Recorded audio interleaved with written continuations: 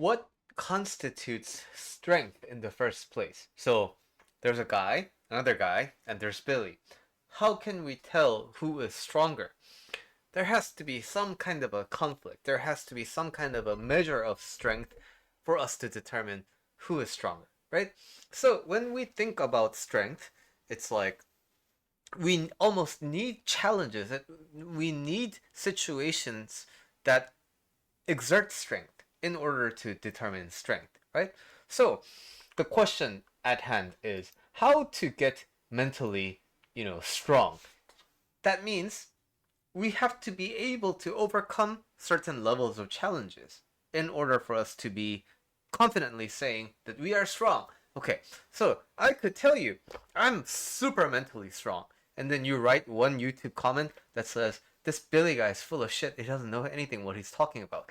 And then I spend days and days crying because that hurts my feelings so much. Okay, so then I'm not really mentally strong, right? Because one person's opinion really got to me.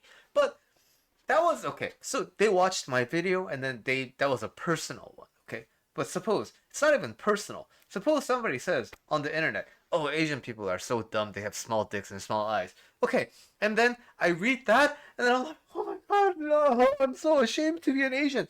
Again, that's not even about me. That's just a generalization. That's just the observation that they have about Asian people.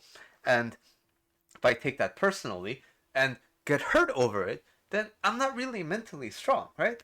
So, mental strength has to do with okay, certain things happen. Does that impact me? On one level, right? Certain things happen, but then we're not necessarily conscious of all the things that are happening, right? So I don't know, my family could have died, or there's could be a great danger looming upon me, but if I don't know it, then it doesn't impact me, right? But what if I know it? And that's when things, start to feel like shaky to me, right? Because it's like, oh my god, now I have this knowledge. Like it's like a terminal diagnosis.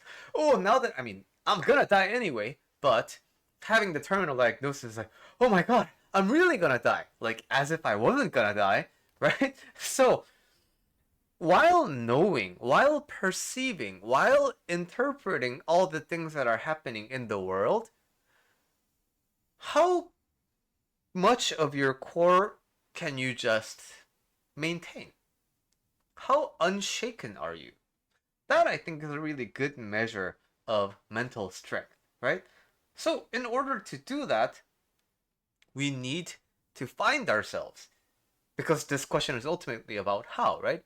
We need to find ourselves in challenging situations under our control. And we give those challenges to ourselves to see how we react to them. So that we can see, so this is my current level of mental strength. Just like how you go to the gym, you would lift until failure, and then you would know, okay, for bench pressing, like 20 pounds is the max for me, right?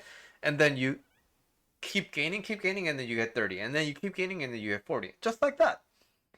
You put yourself in intentional or voluntary, humanly possible, challenging situations.